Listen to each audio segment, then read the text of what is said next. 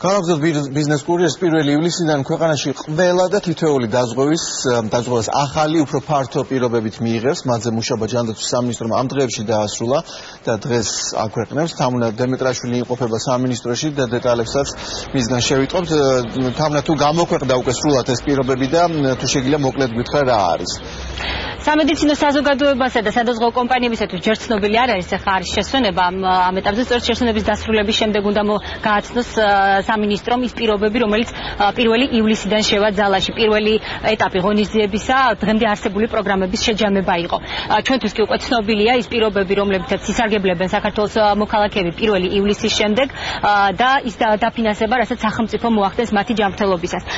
დავიწყოთ ჩამონათვალი საკმაოდ ვრცელია, დავიწყოთ ლაბორატორიული ანალიზებით, თუ აქამდე არსებული პოლისით მხოლოდ შარდის და სისხლის ანალიზებს აფინანსებდა სახელმწიფო, ამჯერად ეს ჩამონათვალი იზრდება, კერძოდ ქოლესტერინი, ლიპიდური პროფილი, კრეატინინი და კიდევ რამდენიმე სახის ანალიზი, რომელსაც სახელმწიფო 100%-ით დააფინანსებს. გარდა ამისა, ღვიძლის ფუნქციური სინჯები, ასევე ფარისებრი ჯირკვლის სინჯები, ეკოსკოპია და გულმკერდის რენტგენოგრაფია ამ სერვისებს სახელმწიფო 70%-ით დააფინანსებს. გარდა ამისა, დაფინანსება მოიცავს ექიმის მიერ დანიშნული ექიმ სპეციალისტის კონსულტაციას. ეს არის 8 სახის 8 ექიმი, ეს არის ენდოკრინოლოგი, ოფთალმოლოგი, კარდიოლოგი, ნევროლოგი, გინეკოლოგი, ოტორინოლარინგოლოგი და უროლოგის კონსულტაციები, რომელსაც სახელმწიფო ასევე 70%-ით დააფინანსებს. და ყველაზე მნიშვნელოვანი გეგმიური ოპერაციები 1 ივლისიდან ძალაში შევა და მას სახელმწიფო 70%-ით დააფინანსებს. ასევე დაფინანსება მოიცავს ოპერაციამდელი და ოპერაციის შემდგომი პერიოდის ყველა ტიპის გამოკვლევას. და უნდა აღინიშნოს, რომ გეგმიური ოპერაციების წლიური ლიმიტი არის 15,000 ლარი. რაც შეეხება მცირე ასაკის, ანუ ნეონატალური ასაკის ბავშვებს და 18 წლამდე ასაკის ბავშვების კარდიოქირურგიას, ამ შემთხვევაში სახელმწიფო მათ 100%-ით დააფინანსებს. 1 ივლისიდან ასევე ამოქმედდება ონკოლოგიური პროგრამაც 80%-ით დააფინანსებს 18 წლის ზევით მყოფი ადამიანების ონკოლოგიური პაციენტების მკურნალობას და გამოკვლევებს სახელმწიფო, ხოლო 18 წლამდე ასაკის მოზარდების კი 100%-ით, ამ შემთხვევაში წლიური ლიმიტი არის 12,000 ლარი. და ბოლოს ეს არის მშობიარობის პატრონას სახელმწიფო აიღებს 500 ლარის ფარგლებში, ასევე თუ კი სამედიცინო ჩვენებით აუცილებელია საკეისრო კვეთა, ამ შემთხვევაში სახელმწიფო მას 800 ლარით დააფინანსებს. უნდა აღინიშნოს, რომ გარკვეული ცვლილებები არის იმ პროექტთან, იმ დაზღვევის პაკეტთან შედარებით, რომელიც აქამდე მოქმედებს, კერძოდ ეს არის სოციალურად დაუცველებისა და პენსიონერების შემთხვევაში, მაგალითად, პენსიონერების შემთხვევაში ონკოლოგიაზე არის ლიმიტი 15,000, ამ შემთხვევაში კი 12,000, ხოლო გეგმიური ოპერაციებს პენსიონერების დაზღვევის შემთხვევაში სახელმწიფო 80%-ით აფინანსებს, ხოლო ახალი პროექტით 70%-ით და ამ შემთხვევაში არ შედის წამლების დაფინანსებაც. ეს არის ის პირობები, რომლითაც მოქალაქეები ისარგებლებენ და ფაქტობრივად ამ შემთხვევაში ამოვარდნილია სადაზღვევო სექტორის როლი, თუმცა ჯანდაცვის მინისტრი ამბობს, რომ უკვე დაიწყება კონსულტაციები სადაზღვევო სექტორთან და სახელმწიფოს არანაირი გეგმა არ აქვს იმისა, რომ სადაზღვევო სექტორი საერთოდ ჩამოაშოროს ამ სისტემას. ჩვენ შეგვიძლია მოვისმინოთ მინისტრის კომენტარი.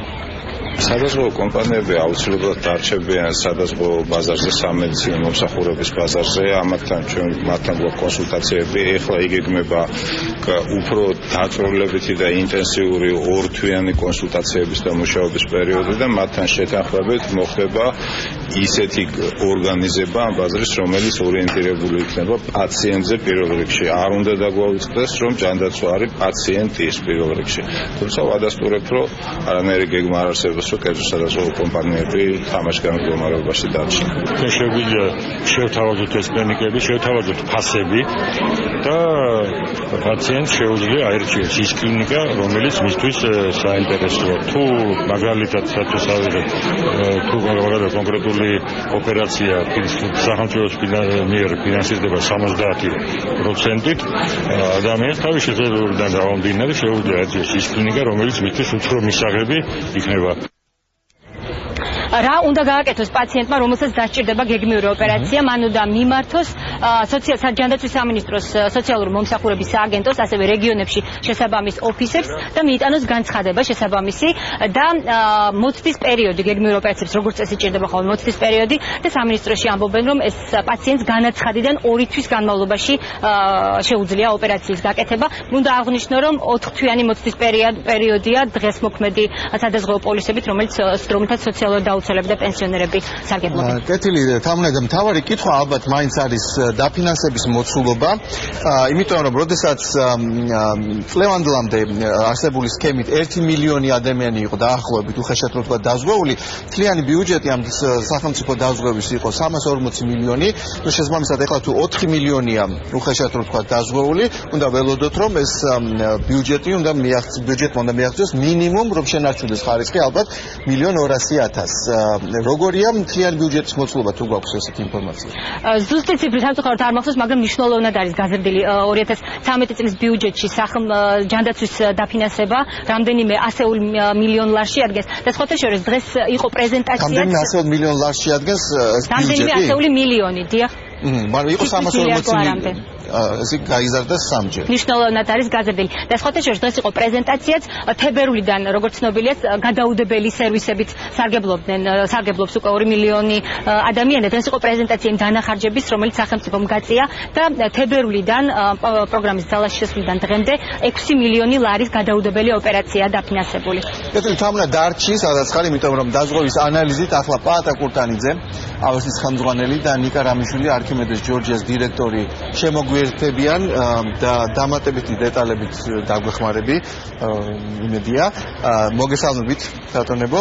ჩვენ როგორც მოვისმინეთ, აი ეს არის ის პირობები, რომელზეც არის საუბარი ახალი სადაზღვეო სისტემის ფარგლებში და პირველ რიგში მოდით ზოგად შტაბის-სტილებას კითხავთ, რამდენად კარგი პირობებია, რამე ნიუანსები თუ უკვე ამ ეტაპზე გამოჩნდა თქვენთვის, განსაკუთრებით იმ პირობებში, რომ როგორც ჩანს, მაინც თანაბრად არ გაიზარდა დაფინანსება, იმიტომ რომ იყო 340 მილიონი 1 მილიონი კაცის დაზღვევის პირობებში, ეხლა 4 მილიონის დაზღვევის პირობებში მილიარდი არ არის. ყოველთვის რამდენიმე ასეული მილიონიო, როგორც თამუნამ თქვა, თუმცა ზუსტი ციფრი არ ვიცით. თქვენი აზრით, რამდენად ადეკვატურია ეს დაფინანსება და ის პირობები, რაზეც იყო საუბარი, არის საუბარი?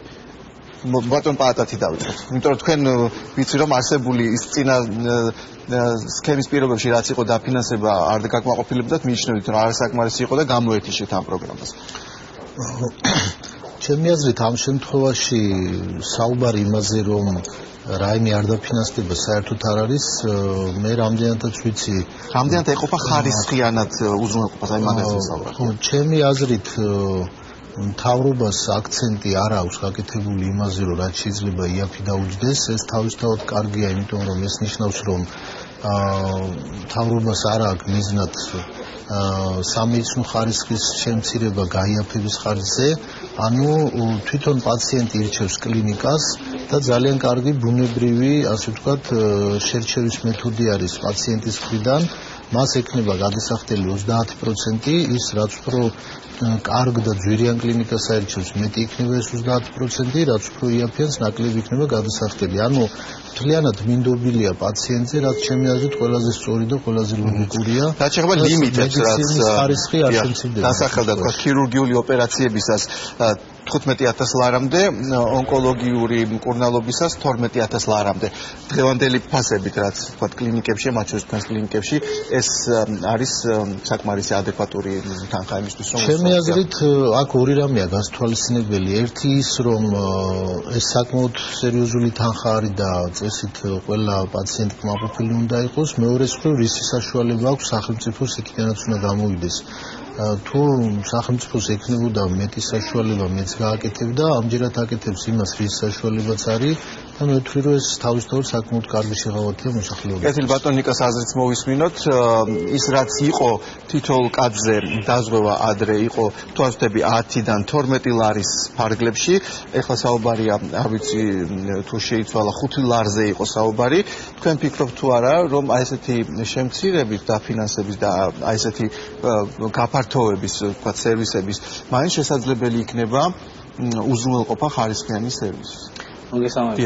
პირველ რიგში, ძალიან ეჭვმეპარება რომ ეს 5 ლარზე იყო საუბარი, თანხა ალბათ გაზრდილია, უბრალოდ ჩვენ არ გვაქვს ინფორმაცია დღეს რა თანხაზეა საუბარი.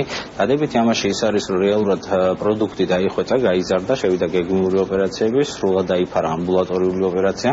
რაც შეეხება თანხას, ამას არ აქვს მნიშვნელობა, იმიტომ რომ რეალურად ეს არის სახელმწიფოს მიერ ორგანიზებული, სახელმწიფოს ბიუჯეტიდან დაფინანსებული, რაც არ უნდა დაждდეს სახელმწიფო იზოლირებული იქნება, რომ ეს თანხა აანაზღაუროს. ანუ შეიძლება გადაიხედოს საბოლოო ჯამში. რეალურად ბოლოს შეგვიძლია თანხაზე ვისაუბროთ, იმიტომ რომ რეალურად ყველაფერი უნდა დაფინანსოს, აქედან გამომდინარე ბიუჯეტზე იქნება მთლიანად დამოკიდებული, ხო? ეს ერთი. რაც შეეხება ხარისხს, მე არ მგონია ფასის და ხარისხის კორელაციამ რამე დააზიანოს, აქ მნიშვნელოვანი ის არის, რომ ამ ხელა შესაძლებლობის მიცემით ამ 3 მილიონ ადამიანისთვის, ესე ვთქვათ, რამდენად გაუძლებს საქართველოს სამედიცინო ინფრასტრუქტურა ამ ნაკადის ზრდას და უტილიზაციის ზრდას. რამაც შეიძლება გამოიწვიოს რიგები, დაავადებების გართულებები, ასე შემდეგ, რაც თავისთავად შეიძლება თუ უკვე ჩანს თქვენ გადმოსახედით. ჯერჯერობით არაფერი არ ჩანს, აქ ამაზე საუბარი ხა ჩემისგან დილეტანტური იქნებოდა, თუმცა მე ვთქვი როგორც კი ხელმისაწვდომობა, რაც ძალიან კარგია ხელმისაწვდომობა გაიზარდა ჯანდაცვაზე, ასე ვთქვათ, მაგრამ ხელმისაწვდომობის გაზრდა თავისთავად იწვევს უტილიზაციის ზრდასაც, რაც თავისთავად აისახება გამტარუნარიანობაში ჩვენი დღევანდელი სამედიცინო. კეთილი, და აგრეთვე უნდა გკითხოთ მედიკამენტების ფაზზე, მედიკამენტებზე, რომელიც არ არის შესული მათი დაფინანსება ახალ სადაზღვო პოლისებში და თქვა სავალუტო ფონდის შეფასებაშიც ნათქვამი იყო, რომ არ წასულიყო მთავრობა ესეთი მასობრივი უფასო დაზღვევისკენ, იქნებ შესაძლებელი ყოფილიყო ამ შემთხვევაში არსებული ბიუჯეტში შეტანა წამლების ფასებზე, რომელზეც მიუხედავად იმისა, რომ თითქოს მცირდება ეს ფასები, მაინც ლომის წილი მოდის სამკურნალო ხარჯების. თქვენ როგორ ფიქრობთ? თქვენი მოსაზრება რა არის აი ამ თემაზე? რამდენად მნიშვნელოვანი იქნებოდა რომ აი რაღაც წამლის დაფინანსება შესულიყო. ბატონიკავს კითხავ პირველ. თავისთავად უდესაც ჩვენ საუბრობთ ყოველ შემთხვევაში პენსიონერებზე, ან შესაძლებლობის მქონე პირებზე, ან უმწვევებზე, აქ არის ძალიან მნიშვნელოვანი რომ მედიკამენტის მომენტი იყოს ჩართული, იმიტომ რომ რეალურად ამბულატორიული მკურნალობა და დაავადების პრევენცია დიდწილად არის დამოკიდებული მედიკამენტურ მკურნალობაზე, სადაც თავისთავად ცხადია თუ იქნება ჩართული მედიკამენტური მკურნალობის ანაზღაურება, მედიკამენტების ანაზღაურება, ეს ძალიან მნიშვნელოვანია და ეხლა საშუალო ქვითარში, რაც თქვენ გადახდა გიწევდათ როგორც სადაზღვო კომპანიას და გიწევთ დღემდე, დაახლოებით საშუალოდ რა პროცენტი მოდის მედიკამენტებზე? ის გამო რომ მედიკამენტების დაფინანსება ხდება, ესე ვთქვათ, ესენციური ნუსხით და შეზღუდული რაოდენობით, აქ არ არის საუბარი რაღაც ძალიან მნიშვნელოვან წილზე, თუმცა მე რასაც ვსაუბრობ, არის ის, რომ გაიზარდოს ეს სია, ან გაიზარდოს თანადაფინანსება, ეს ხელს შეუწყობს ჩვენი მოქალაქეებისთვის მედიკამენტების შესყიდვის უნარის გაზრდას და ასთავარია თუ ჩვენ გვაქვს საუბარი იმაზე რომ ესე იზრდება ამბულატორიული მომსახურება, ანუ ამბულატორიული დაფარვა სახელმწიფოს მიერ, თავისთავად იგივე იყოს ჩართული მედიკამენტების დაფარვა ძალიან კარგი იქნება ჩვენი მოსახლეობისთვის. მეორე არის რამდენად შეიძლება ერთი შეკითხვა, სადაზღვო სექტორი ელოდებოდა ამ პირობების გამოქვეყნებას და ამბობდნენ რომ ის მოცვა, რასაც დაფინანსება გააკეთებს, რასაც სახელმწიფო გააკეთებს, ძირითადად იყო დამოკიდებული შემდგომი ბედი სადაზღვო კომპანიებისა. ეს პროექტი, ეს გეგმა თითქმის იგივეა, რაც არის პენსიონერების დაზღვევა და სოციალურად დაუცველების დაზღვევა. რამდენად რჩება ამ შემთხვევაში სადაზღვო კომპანიების ადგილი ქართულ ბაზარზე, როგორ შეაფასებთ ამას? კორპორატული დაზღვევა რამდენად იმუშავებს? სადაზღვო კომპანიები დარჩებიან, ალბათ აქ არის საუბარი იმ სახელმწიფო პროგრამებზე, რომელსაც ანხორციელებს დღეს სადაზღვო კომპანიები, თუმცა აღნიშნული პროდუქტის უკვე დაწყებისთანავე ჩემი პროგნოზი ესეთია, რომ საკმაოდ შემცირდება კორპორატიული დაზღვევის წილი ზოგადად სადაზღვო ბაზარზე, იმიტომ რომ ეს ძალიან კარგი პროდუქტი, რომელიც ეხა 1 ივლისიდან იქნება დანერგილი, ხელს აძლევს ნებისმიერ საქართველოს მოსახლეს, რომ მინიმალური თავის დაფარული ბაზის თავი დაიწვას. აქედან გამომდინარე, თითქმის ყველა, ალბათ მეც და ჩემი თანამშრომლებიც გავუქმნო კორპორატულ დაზღვევას, იმის გამო, რომ რეალურად სახელმწიფო იქნება ამ ყველაფრის მიმწოდებელი და 50%-ის გადახდა ალბათ ისე არ აისახება მომხმარებლის ჯიბეზე, როგორც დაზღვევაში გადახდილი თანხები, შესაბამისად, ჩემი აზრით კორპორატიული სეგმენტი ძალიან შემცირდება, რაც თავისთავად აისახება სადაზღვო ბაზარზე. კეთილი, ბატონ პატას. თქვენი აზრით კომპანიების შეწყვეტავენ ხელშეკრულებებს, რომლებიც სადაზღვო კომპანიებთან აქვს გაფორმებული იგივე კერძო კომპანიები კომპანიები, რომლებიც საკუთარ თანამშრომლებს იცით რა, უმეტესობა კერძო კომპანიების, რომლებიც რეალურად დღეს აფორმებენ ხელშეკრულებას, პრემია იქ არის დაახლოებით 15-20 ლარის ფარგლებში, ხო? აქედან გამომდინარე, თუ ჩვენ საუბრობთ იმაზე, რომ მათ თანამშრომლებს ექნება ეს დაფარვა, თავისთავად ხადია მათ ექნება საშუალება იმის, რომ შეწყვიტონ რეალურად კონტრაქტი, ან გააფორმონ დამატებითი რაღაც პირობებზე ძალიან მცირე დამატებით, ნუ იქ არის საუბარი ალბათ 30%-ის თანაგადახდის დაფინანსებაზე, რაც ძალიან მცირე იქნება, აქედან გამომდინარე პრაქტიკულად კორპორატიული სეგმენტი არ იარსებობს. კეთილი, აი ამ სიტუაციაში ბატონ პარტას მიმართავა იყო მოწოდება, თქვათ, შემოთავაზება, ასე ვთქვათ, ჯანდაცვის მინისტრიდან, რომ საზღვაო კომპანიებისთვის რჩება ადგილი და თუ მათ სურვილი აქვს შეუძლიათ შემოერთեն ამ პროგრამას, არ ვიცი რა ფორმით, მაგრამ ფაქტია, რომ თქვენ იყავით იქ და გამოხვედით. რა შემთხვევაში ფიქრობთ, რომ შეიძლება დაბრუნდეთ? მით უმეტეს იმ ფონზე, თუ კი ეს ბაზარი დაპატარავდა ახლა ვთქვათ კომერციული ნაწილისთვის, რადგანაც აქ გლობალური დაზღვევა შემოვიდა, დიახ, უფასო.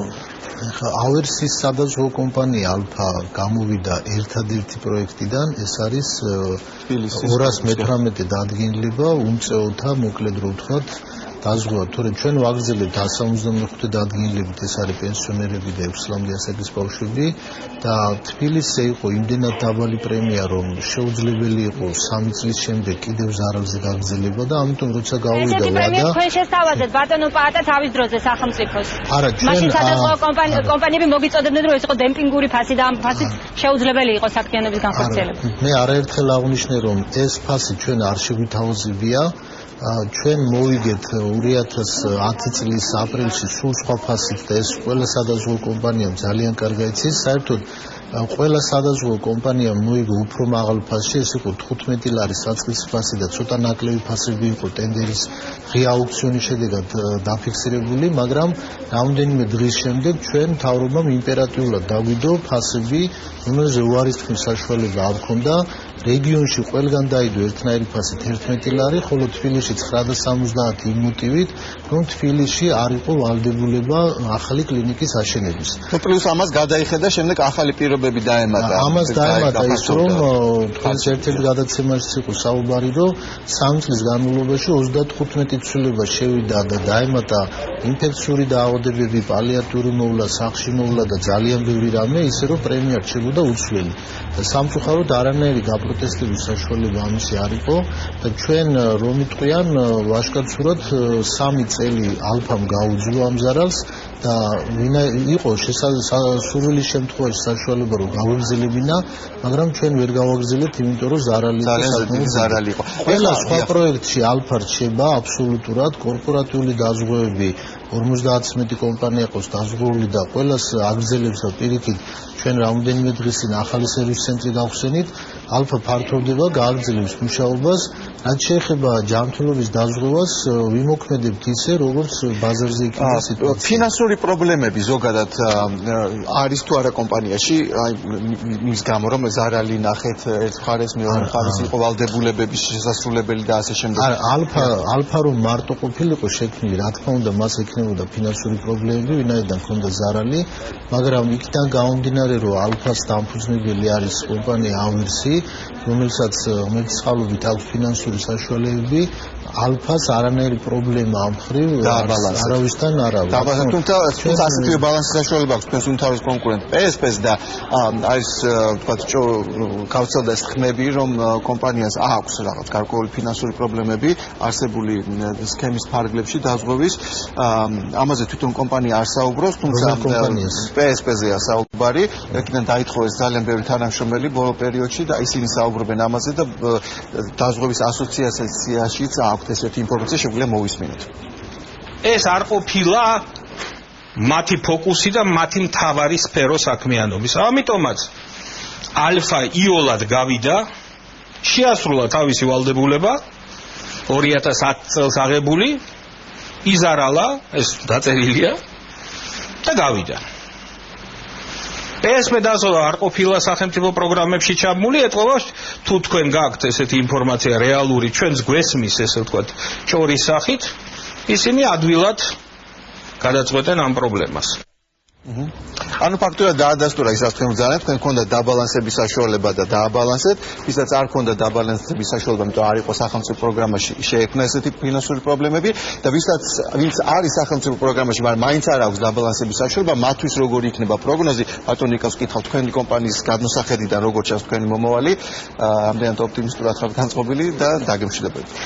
დავამატებთ, რომ სხვათაშორის დღეს მინისტრმა განაცხადა და უკმაყოფილებაც გამოთქვა სადაზღვო კომპანიების მიმართ იმ კუთხით, რომ დაფინანსება იგვიანებს საავადმყოფოების და მან აღნიშნა, რომ კვირა არ გავალო, რომ საავადმყოფოდან რომელიმე საავადმყოფო არ გაიწვიოს ფინანსური პრობლემები. რეალურად ამის ახსნა მრავალნაირად შეიძლება. პირველი რაც აქამდე საუბრობთ ის, რომ პრემია არის დაბალი და არ ყოფნის დაფინანსებას, ეს ერთი. მეორე იმისთვის, რომ მოვიზიდოთ დამატებითი ინვესტიციები, ამისთვის საჭიროა კაფეოთ ვიცოდეთ სახელმწიფო პოლიტიკა და ის გეგმები, რა მიმართულებით მიდის სადაზღვო კომპანიები, იმის გამო რომ ჩვენ გვაქვს ძალიან წირი ინფორმაცია ქვეყანაში ჯანდაცვის სექტორის განვითარება, რა მიმართულებით მიდის, ინვესტიციების მოზიდვა საკმაოდ გაჭირს დღეს და აქედან გამომდინარე რჩება ვალდებულებები, რომელსაც ჩვენ ჯერჯერობით ვასრულებთ შეძლების დაგვარად, თუმცა მას შემდეგ რაც გაირკვევა ზუსტად რა მიმართულებით მიდის სახელმწიფო, მერე მოხდება უკვე ალბათ სტრატეგიული გადაწყვეტილებების გარკვეული შიშები არსებობს მომავლის. კეთილი, ძალიან დიდი მადლობა გისურვებთ ყველას წარმატებას, მადლობა ამ ანალიზში მონაწილეობისთვის. რეკლამის შემდეგ